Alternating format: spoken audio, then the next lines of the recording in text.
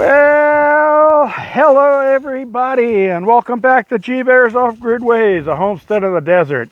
The sun has just set, and the winds are picking up. It's cooled down here a little bit. I decided to venture out. I was out early this morning doing my chores. I got a bunch of things done, like feeding the chickens and feeding Tomcat and getting extra water in there. They've been going through a lot of water because of the extreme heat. It's been over 100 degrees Fahrenheit every day for over I think closer to 6 weeks. I'd have to look that back up on my calendar. I keep track of the temperatures on the calendar. But yeah, really strange weather this year. Had the springtime that started getting warm like it was supposed to, and then all of a sudden drop into a week of freezing. Killed my plants. Had to start over. Get another few days of nice springtime weather like it's supposed to be. Get all the plants planted. Another week of freezing temperatures. All my plants died. I understand why I haven't gotten tomatoes yet this year. The weather has just been really weird. And then we go right into a heat wave as soon as the summer starts. And then the 100-degree temperatures for 6 weeks straight. That's just totally ridiculous. Never see that out here. Normally at this time of year, we got the 80s and 90s, and then the 70s and 60s at night. Just great sleeping. You know, the temperature's only been going down to the 80s at night. So it's still, I have no problem sleeping. Of course, I've got power in there and I've got air conditioning, but I don't run that at night. At night, when I first got out here, I camped down there in my van, and I paid attention to things like where the sun comes up, where the sun goes down, which way all of the dominant wind comes from, where the different weather patterns are, things like that.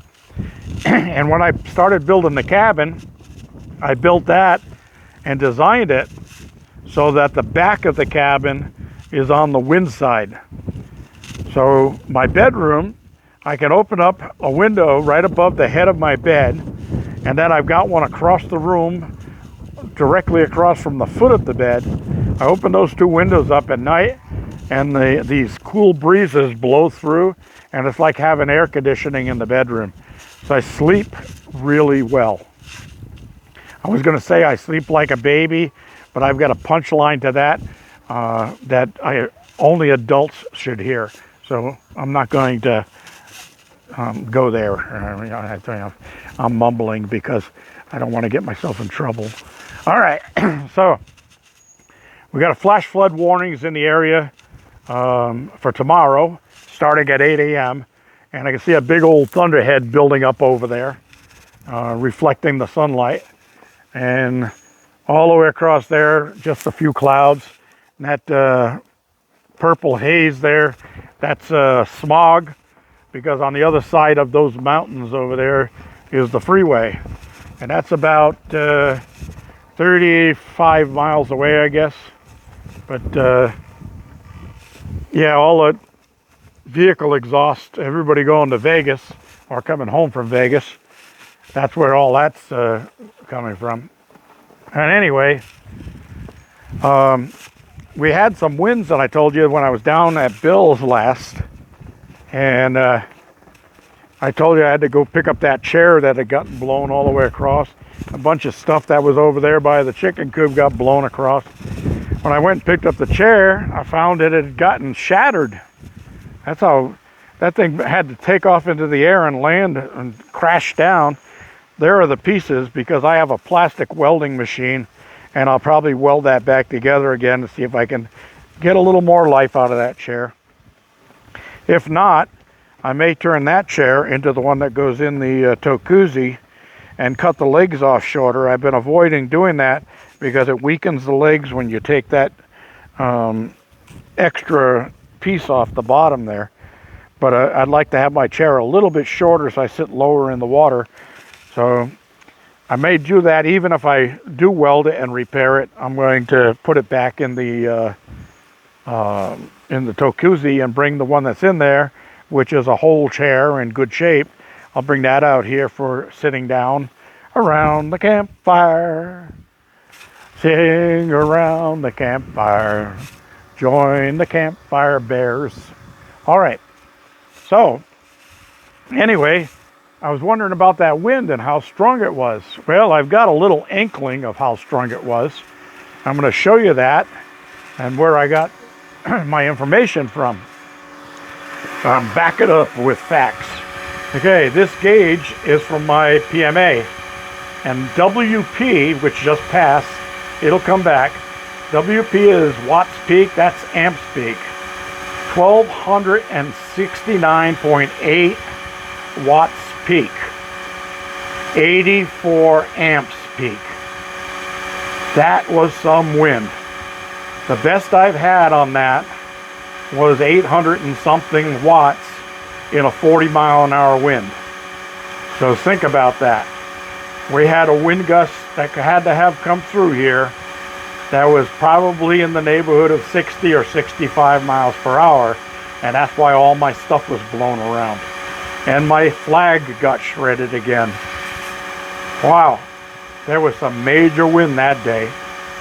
So anyway, this is what's coming in right now. It's just a light breeze out there, so we're not hardly anything in the watts. But it's something, so I just let it run. What the heck? Again, like I said, wind turbines should only be considered as supplemental. Unless you're out in the middle of the ocean where the winds blow constantly day and night, and you can get a constant output, you cannot guarantee that you're going to have wind anywhere else in the world on a regular basis at an average speed of the same MPH or KPH daily. So you can't really rely on it as an input for your power. So I don't care if you get a 4,000 or an 8,000 watt wind turbine. If you don't have wind, it's not going to produce. Now, the wind can't be guaranteed it's going to come every day, but the sun, if it doesn't come up, it'll come up every day, even if it's cloudy. But if it doesn't come up, even on a cloudy day, boy, do we have something to worry about. I mean, really something to worry about. The sun is a given. It's going to come up every day and set every day. Cloudy, you may not see it, but it's going to be there. And if you have amorphous panels, even on a cloudy day, you'll still pick up some energy out of that. So the problem with the wind generators is wind is not a constant. You never know when it's going to be there, when it's not going to be there, and if it is there, how strong it's going to be, whether it's going to be able to generate electricity or not. So if you're going to go off grid, plan your solar and your battery banks to the max. Double them if you can. Spend your money there. And then as you get settled in, then invest in a wind turbine to supplement it at night. I wish I'd have done that in the beginning, because I could have used all that extra power I've got on those new panels a lot sooner than when I actually put them in there. And again, having good controllers makes a big difference. So anyway, nice sitting out here at my table. I'm going to go inside now and start my supper and get things going that way. I was just watching Jeopardy on TV, and they had this information on there. It was quite curious to me.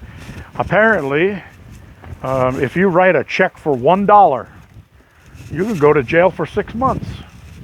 Huh, who knew? And that's exactly what the guest host said. Who knew? But interesting stuff. You might want to look that one up on Google. This is G-Bear. Thank you for joining me. Don't forget the thumbs up down there. Don't forget to subscribe and share. G-Bear signing off.